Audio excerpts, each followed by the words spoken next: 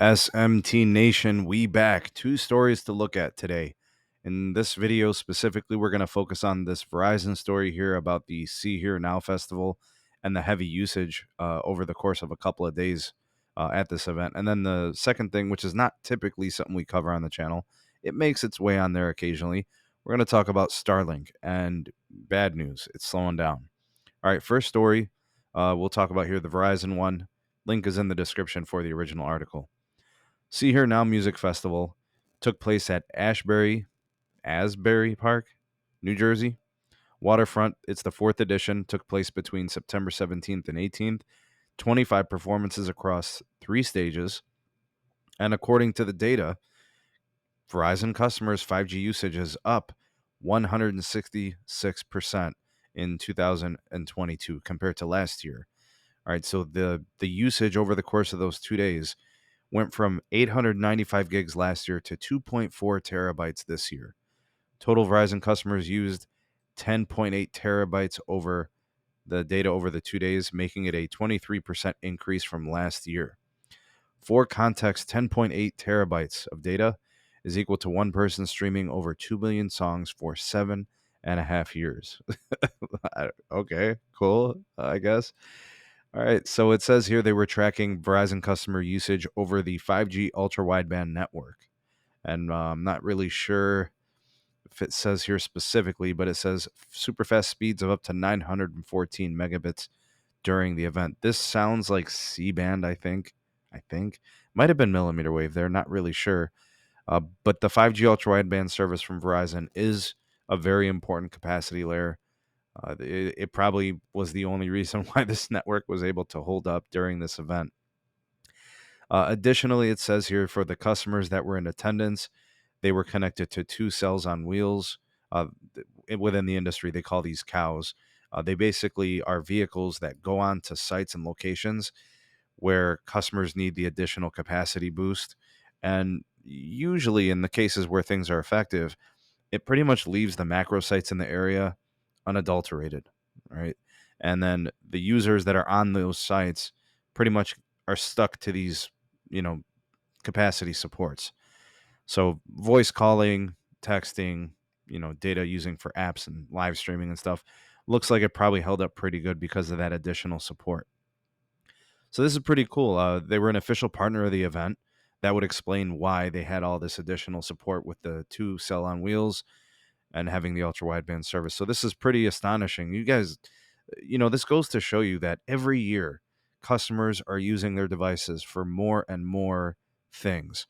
Not only that, there's new customers on the network, right? People expand on their accounts and they add, siblings and children and more people on the network. The demand for data consumption is only going to increase moving forward, folks.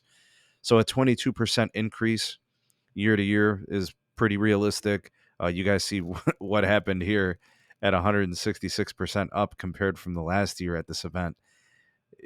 What could we expect for next year? The same festival for 2023. Do we see it climb over 3 terabytes? Do we see it climb over 4 or 5 terabytes? Who knows? We'll see. But this is interesting and good. They were able to support their network with those additional supports. Comment down below on that story. Maybe you guys heard of this and familiar with that event. Anyways, let me know what you guys think of that story. Next one from the telecompetitor. Link in the description as well. Speed test. I think they're talking about Ookla here, aren't they? StarLink slows in the US and worldwide. Oh, God. Not good. This is a new service, folks. It's really only been out of like beta for about a year or so, maybe. Clearly it's showing the limitations that satellite internet has. It's tough to create that capacity, and when you do create it, it's used up pretty quickly. It says here that download speeds for StarLink have decreased between the second quarter of 2021 and the second quarter of 2022 in every country assessed, including the US, according to Ookla speed test.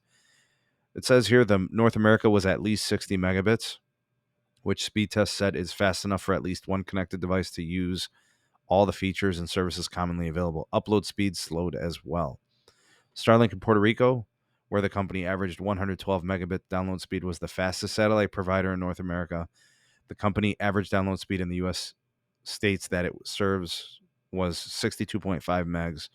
In comparison, fixed broadband providers in the US aggregated 150 meg download speed. So it's behind the eight ball. It's not really up to speed. And, that's the limitation, satellite versus wireline. You know what I mean?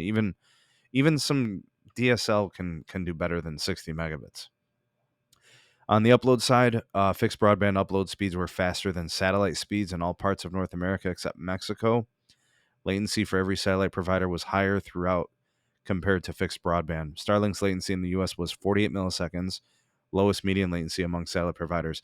Okay, so my takeaway here is that Starlink is the best satellite operator. They're better than HughesNet and Viasat and whoever else, Intelsat, all the sats. All right, the Starlink is the way to go for sure, but it goes to show you how bad those other ones are. Satellite connectivity coming to mobile with Starlink's new partnership with T-Mobile.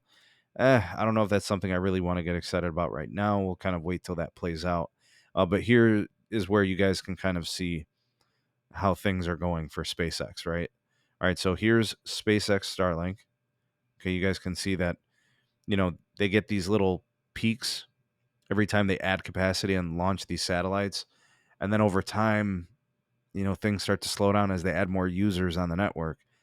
It's tough. It's a tough business to try to create a worldwide global internet service and maintain capacitive experiences. No easy feat. If anything, I would say it's still nice to see them being able to support their customers to a certain extent, but they're going to have to keep pace. They're just going to have to continue to launch sats here. It says in June, speed test indicated that the average speed delivered by Starlink in the first quarter increased 38% compared to the first quarter of 2021. Speed in the earlier quarter was 65 megabits per second compared to 90 megabits in the first quarter of this year. Okay, so I guess not all is bad. And I guess it's to be expected. As they add users, things are going to slow down. So I think this is just it's part of reality, folks. It's not easy to do. All right, so maybe something for them to continue to work on and improve, increase capacity, get more upgrades, add additional, sats to the constellations, and hope for the best. There's a lot of people out there that could use satellite service. I know who it's for. Hopefully that most people can get on either fixed wireless access from the terrestrial cellular side, or they actually build fiber and, cable companies and fiber companies can actually give people legitimate wireline. Leave this to those that really need it as a last resort and just don't have any other options. Tell me what you guys think about the Starlink news. Maybe you've used it or you're using the service now. Tell me about your experience, what you're seeing. You guys like the future for Starlink, or do you think things are looking kind of dim right now? Let me know that, and also the Verizon story about the festival. Love to hear what you guys have to say on this. You all the voice of the people, the SMT Nation. Let your voice be heard. Like, share, subscribe for more. Turn on that bell notification icon to never miss an upload. Links in the description for my Twitter, my Gmail address for all business inquiries, and my Patreon page. Thanks for watching. See you on the next one. Peace.